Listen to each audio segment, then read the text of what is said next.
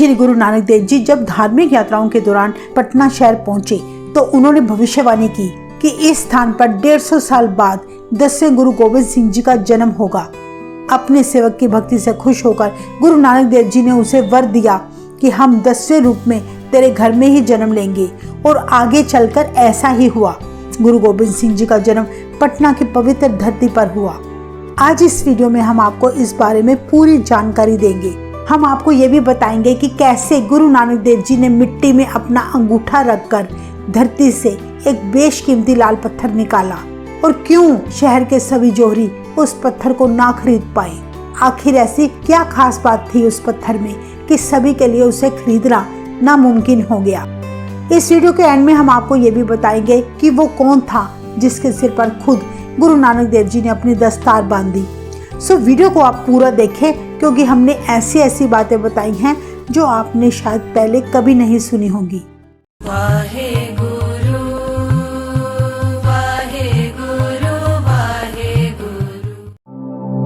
एक बार की बात है, गुरु नानक देव जी भाई मर्दाना जी और भाई बालाजी के साथ एक जंगल से गुजर रहे थे। वहां आसपास कोई बस्ती नहीं थी। कई दिनों से उन्होंने कुछ खाया पिया भी ना था। एक जगह आकर भाई मर्दाना जी बोले, गुरुजी, भूख से मेरी जान निकली जा रही है। अब मेरे से आगे एक कदम नहीं जाया जाएगा। अगर मैंने कुछ ना खाया तो मैं भूख से मर जाऊंगा। गुरुजी बोले, मर्दानिया, थोड़ा हौसला रख, अभी थोड़ी देर में शहर आने वाला है। वहां पहुंचकर तुम भोजन खाकर अपनी भूख मिटा लेना। अब तो बस थोड़े समय की ही बात रह गई है। तब भाई मर्दाने ने कहा, इतनी देर में तो भूख से मेरी मौत हो जाएगी, तो क्या आप मुर्दे को लेकर जाओगे शहर में? तब महाराज हंसते हुए बोले, नहीं मर्दानिया, तू नहीं मरता, धीरे धीरे चलता। गुरुजी इस तरह भाई मर्दाने को हौसला देते हुए गंगा के किनारे जा पहुंचे। तब गुरुजी ने कहा, वो देख मर्दानिया, बस 3 कोस की दूरी रह गई है, अब तो हौसला कर ले। भाई मर्दाना जी बोले, हौसला कैसे करूं महाराज, अभी भी 3 कोस की दूरी है। इतना पैदल चलकर जाना मेरे लिए बड़ा कठिन है। ऊपर से वहां कौन बैठा है जो हमें भोजन देगा? हमारे पास कौन से पैसे हैं? अगर पैसे होते तब तो कोई दुकानदार हमें भोजन भी दे देता। बिना पैसे तो किसी ने हमारी बात नहीं पूछनी। आप खुद भी पैसे नहीं रखते और हमें भी नहीं रखने देते। इस तरह भाई मर्दाना भूख से व्याकुल होकर गुरु जी से बातें कर रहा था। असल में गुरु नानक देव जी कभी भी अपनी जेब में कोई पैसा नहीं रखा करते थे, और ना ही उन्होंने भाई मर्दाना जी और भाई बालाजी को रखने दिया।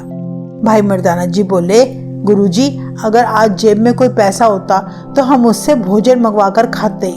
भाई मर्दाना की बात सुनकर गुरुजी तब चलते चलते रुक गए और अपने सीधे चरण के अंगूठे के साथ गंगा किनारे की रेत हटाने लगे, जिसमें से उन्होंने एक अद्भुत और बेशकीमती लाल पत्थर निकाला।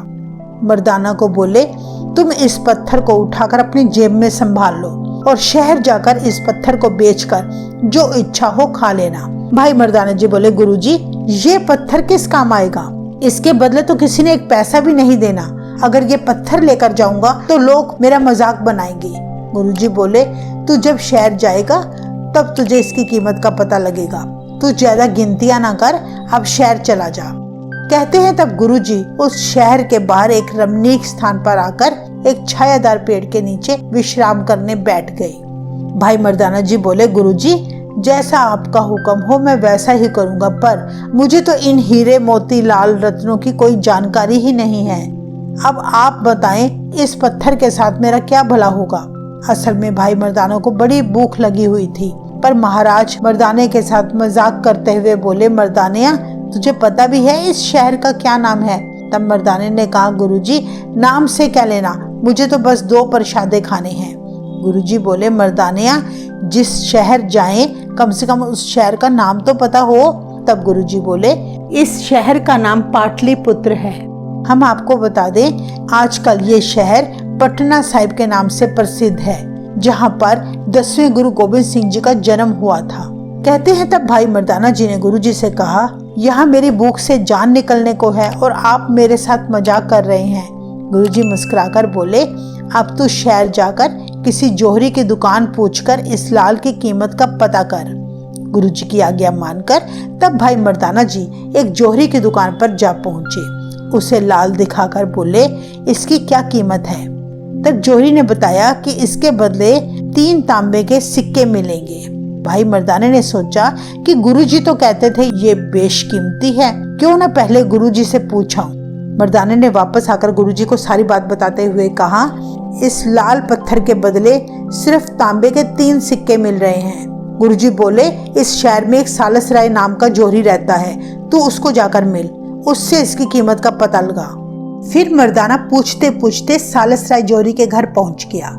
गुरुजी ने मर्दाने को जाने से पहले कह दिया था कि केवल इस पत्थर की कीमत का पता लगाना है, इसे बेचना नहीं।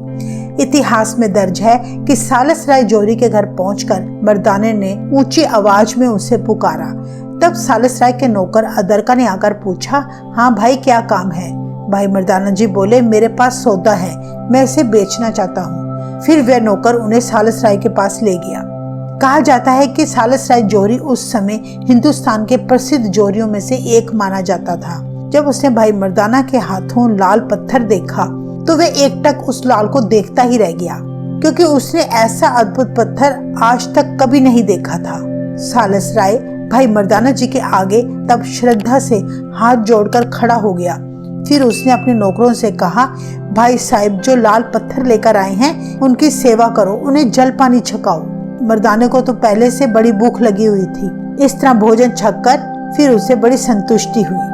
कहते हैं कि फिर सालस राय हैरान होकर मर्दाने से बोला, तुमने मुझे ऐसे बेशकीमती लाल पत्थर के दर्शन करवाए हैं जो मैंने आज से पहले कभी नहीं देखा, इसलिए 100 रुपए इनकी भेंट स्वीकार करें। तब सालस राय ने 100 रुपए भाई मर्दाना जी के हाथ में रखे और कहा कि इस अनमोल वस्तु का मैं कोई मूल्य नहीं डाल सकता, पर जो भी कीमत कहोगे मैं खरीद लूंगा। तब भाई मर्दाना जी ने सालस राय से कहा, जो इस लाल के मालिक हैं वो शहर से बाहर बैठे हैं, मैं उनसे पूछकर फिर आपको इसकी कीमत बताता हूँ। तब भाई मर्दाना जी 100 रुपए दर्शन भेंट लेकर गुरुजी के पास आ गए और उनको सारी बात बताई और बोला, गुरुजी आप जितनी कीमत कहोगे सालस राय उतनी देने के लिए तैयार है। गुरुजी बोले, मर्दानिया तू बता, इस बेशकीमती लाल को रखना है या बेचना है? मर्दाना बोला, गुरुजी मैं नहीं जानता, जोहरी ने मुझे इस लाल की कीमत पूछने भेजा है, आप बताएं गुरुजी क्या करें इस लाल का?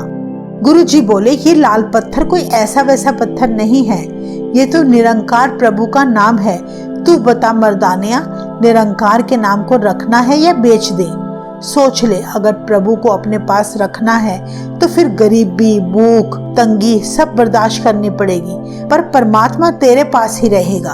और अगर तू इस लाल पत्थर को इस प्रभु के नाम को बेच खाना है, यानी तूने अगर प्रभु के नाम से धन दौलत सुख सुविधा के पदार्थ प्राप्त करके उसके नाम को बेच खाना है, तो जिस तरह तू चाहे कर ले, हमने तुझे लाल दे दिया। तब भाई मर्दाना बोला, अगर वो लाल पत्थर प्रभु का नाम है महाराज, तो फिर मैंने नहीं बेचना, मैं इसे अपने पास रखूंगा। गुरुजी ने कहा, फिर मर्दानिया जा और सालस राय को 100 रुपए वापस देकर आ और उसे कह दे हमने ये लाल पत्थर नहीं बेचना। तब भाई मर्दाना सालस राय के पास जाकर बोला, इस लाल का मालिक इसे नहीं बेचना चाहता, इसलिए आप अपने 100 रुपए वापस रख लो। तब सालस राय ने कहा, भाई वो 100 रुपए तो इस बेशकीमती लाल के दर्शन करने की भेंट है। तुमने ऐसे सुंदर लाल के दर्शन जो मुझे कराए हैं, मैंने ये भेंट वापस नहीं लेनी, मेरा धर्म इसकी इजाजत नहीं देता। चाहे तुम सौदा ना बेचो, मैं तुमसे जबरदस्ती नहीं खरीद सकता, पर यह दर्शन की भेंट है और भेंट कभी वापस नहीं ली जाती। भाई मर्दाना जी बोले, मेरे मालिक का हुक्म है, ये पैसे वापस करके आओ। बार बार कहने पर भी जब जोहरी ने पैसे लेने से मना कर दिया, तो भाई मर्दाना जी अंत में 100 रुपए उसी के घर रखकर गुरुजी के पास वापस आ गए। ये सब देखकर सालस राय जोहरी हैरान होकर सोचने लगा कि ऐसा बेशकीमती लाल पत्थर मैंने पहले कभी नहीं देखा। दूसरा ऐसा अनमोल पत्थर जिसके पास होता है वो इसे बेचकर खूब धन दौलत कमाता है या उस लाल को पहनता है। पर बड़ी हैरानी की बात है कि इस लाल के मालिक को जरा सा भी लालच नहीं। ये लोग तो ऐसे ही लाल को लिए फिरते हैं, ना ही इसे धारण करते हैं ना ही बेचते हैं। जो 100 रुपए भेंट दी है वो भी जबरदस्ती वापस दे गए। तब उसने सोचा कि ऐसे लाल के मालिक के दर्शन जरूर करने चाहिए, ये जरूर कोई बड़े महापुरुष लगते हैं। तब सालस राय ने अपने नौकर अदरका को बुलाकर कहा, तू दौड़कर भाई मर्दाने के पीछे जा, जहां इस लाल का मालिक बैठा है। और उन्हें जाने ना देना। अदरके ने वहां पहुंचकर देखा कि गुरु नानक देव जी अपने दोनों चेले भाई बालाजी और भाई मर्दाना जी के साथ एक पेड़ के नीचे बैठे हैं। तब अदरका भी वहां जाकर बैठ गया। थोड़ी देर बाद सालस राय अपने कुछ नौकरों के साथ मीठे पकवान और कई तरह की वस्तुएं भेंट करने गुरुजी से मिलने चल पड़ा। जब वह गुरुजी के पास पहुंचा तो उसे वहां हर तरफ नूर ही नूर दिखा। चारों तरफ ऐसा अलौकिक प्रकाश दिखा जैसे हजारों सूरज चमकते हों। वहां का वातावरण बड़ा शांत था। गुरुजी के आगे सालस राय ने सारी भेंटें रखकर उनके चरण स्पर्श किए। गुरुजी के दर्शन करते हुए उसकी सारी शंकाएं और भ्रम दूर हो गई। सालस राय हाथ जोड़कर बोला, हे महाराज, मैंने इस तरह का बेशकीमती सुंदर लाल पत्थर आज तक पहले कभी नहीं देखा, इसलिए मेरी इच्छा थी कि मैं उस लाल के मालिक के दर्शन करूं। अगर लाल इतना सुंदर है तो उसका मालिक कितना सुंदर होगा। गुरुजी के दर्शन करके उनके वचन सुनकर तब सालस राय का मन बिल्कुल बदल गया और वह सोचने लगा, ये तो पूर्ण संत हैं जिनके दर्शन करके वचन सुन के मेरा मन शांत हो गया। और फिर बड़े सम्मान से वे गुरु नानक देव जी को हाथ जोड़कर बोला, पता नहीं गुरुजी, मुझे समझ नहीं आ रही कि वो लाल पत्थर है या आप बेशकीमती लाल हो। जब तक मैंने आपको नहीं देखा था मैं तो उस पत्थर को ही बेशकीमती समझे बैठा था। फिर गुरु महाराज जी ने सालस राय की बातें सुनकर एक शब्द का उच्चारण किया, लालो लाल उपाया लालो लाल दिसन, जिन्ना लाली नेत्र में दूजा ना जानन, सुन सालस जवाहरी अपना लाल पछाण।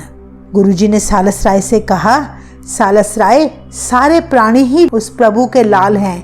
प्रभु ने मानस देही करके लाल ही पैदा किए, क्योंकि इस मनुष्य शरीर में खुद प्रभु जी लाल बैठे हुए हैं, इसलिए सारे प्राणी ही लाल हैं।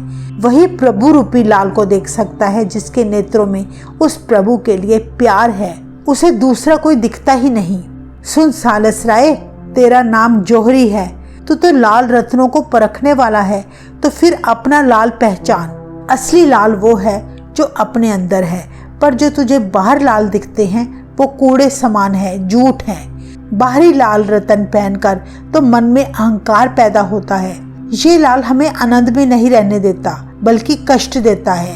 ये सिर्फ लोक दिखावा है, बल्कि तेरे अंदर प्रभु का नाम है जो असली लाल है। तू उसे पहचान। जब तुझे वो लाल दिख गया फिर तेरा जन्म मरण का दुख कट जाएगा।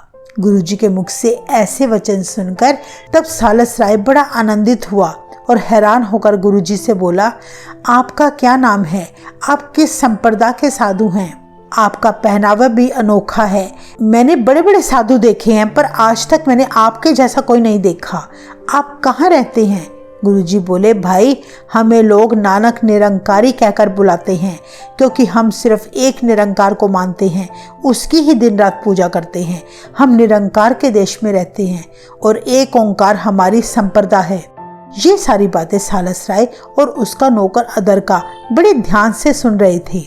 ऐसे वचन सुनकर सालस राय गुरुजी के आगे विनती करते हुए बोला, गुरुजी, आप ये पदार्थ ग्रहण करें, मैं आपके लिए लेकर आया हूँ। और ये 100 रुपये जो मैंने दर्शन भेंटा के रूप में दी थी, ये आपका है, इसे आप रखें। गुरुजी बोले, जब मैंने लाल पत्थर बेचा ही नहीं तो दर्शन भेंटा लेने का सवाल ही नहीं उठता। तब सालस राय बोला, गुरुजी, आप जिस लाल की बात करते हो वो लाल मुझे कैसे मिल सकता है, क्योंकि अभी तक मैंने सिर्फ दुनियावी धन ही इकट्ठा किया है। गुरुजी उसे प्रेम से वचन करते हुए बोले, तुम निरंकार का नाम जपो। जो अच्छे कर्म तुम्हारे माथे पर नहीं भी लिखे उसे भी वो निरंकार लिख देता है। सालस राय के मन पर बाहरी माया का इतना प्रभाव पड़ा हुआ था कि उसे अभी भी गुरुजी की ज्ञान वाली बातें समझ में नहीं आ रही थी। बस बार बार गुरुजी से वो भेंटें स्वीकार करने की जिद करता रहा।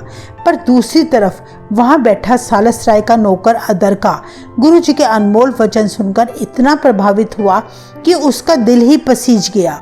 उसी पल अदरका उठा और गुरुजी को दंडवत प्रणाम करके हाथ जोड़कर विनती करते हुए बोला, गुरुजी, मुझे अपनी शरण में रख लें, मुझे आप पूर्ण परमेश्वर दिखते हैं। गुरु महाराज अदरके के मुख से ऐसे वचन सुनकर बड़े खुश हुए और सालस राय के नौकर का जन्म मरण काट दिया। गुरुजी ने तब वचन किया, सारस राय, तुम्हारे नौकर को प्रभु ने प्रवान कर लिया है। आगे चल के ऊंचे भक्तों में अदरका का नाम लिया जाएगा और इसकी पदवी सदा ऊंची रहेगी। गुरुजी ने सारस राय को कहा कि जो मनुष्य अपने को नीचा समझता है, गुरु के आगे झुककर आता है, उसे परमात्मा खुद आकर मिलता है, और जो अहंकार में आता है उसे सिर्फ माया ही मिलती है, प्रभु नहीं मिलता। सारस राय ने देखा कि गुरुजी ने उसके नौकर अदरके का जन्म मरण ही काट दिया और उसे अपनी शरण में ले लिया। ये देखकर सारस राय सारा अहंकार त्याग कर हाथ जोड़कर गुरुजी से बोला, गुरुजी, मुझे भी इस माया जंजाल से निकालें, मेरा भी उद्धार करें। गुरुजी बोले, सारस राय, तुम्हारा अदरका निरंकार के दरबार में परवान हो गया है। अगर तुम भी अपनी गति कराना चाहते हो तो भाई अदरका के चरण पकड़ लो। गुरुजी की बात सुनते ही सारस राय ने एकदम बिना अहंकार किए अदरके के चरण पकड़ लिए। सारस राय गुरुजी के आगे हाथ जोड़कर बोला, गुरुजी, ये अदरका तो साधु बंदा है, अगर आप किसी कुत्ते के पैर पकड़ने को भी कहेंगे तो भी मैं उसके पैर पकड़ लूंगा। गुरुजी ने देखा कि अब सारस राय ने अपना सारा अहंकार त्याग दिया है। तब गुरुजी ने अपनी 1.5 गज की दस्तार सारस राय को दे दी और वचन किया कि इस दस्तार को अपने सिर पर बांध लो। फिर सारस राय इतना मान सम्मान गुरुजी से प्राप्त करके उनके चरणों पर गिरकर रो पड़ा। गुरुजी ने उसे बड़े प्यार से उठाया और वचन किया, सारस राय, अब तेरा जन्म मरण कट गया, अब से तुम्हें प्रभु की भक्ति करनी है, प्रभु के नाम का व्यापार करना है। इतिहास में दर्ज है कि इस घटना के बाद सारस राय गुरु नानक देव जी का सेवक बन गया और उसने अपने घर को धर्मशाला बना दिया। इस तरह गुरुजी ने सारस राय को पटना शहर का सिख प्रचारक बना दिया और उसके साथ वचन किया कि असल में ये पदवी तेरे नौकर अदरके को मिलनी थी सारस राय, क्योंकि उसे तुझसे पहले ज्ञान की प्राप्ति हुई, पर तेरी उम्र केवल 2 साल 7 महीने बाकी है और जितनी देर तक तेरा जीवन है तुझे ये पदवी प्राप्त होगी।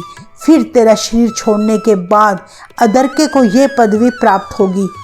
कहते हैं जब गुरु महाराज पटना साहिब से प्रस्थान करने लगे तो सारस राय ने गुरुजी के आगे विनती की, है महाराज, आप मेरी हवेली में अपने शुभ चरण डालें।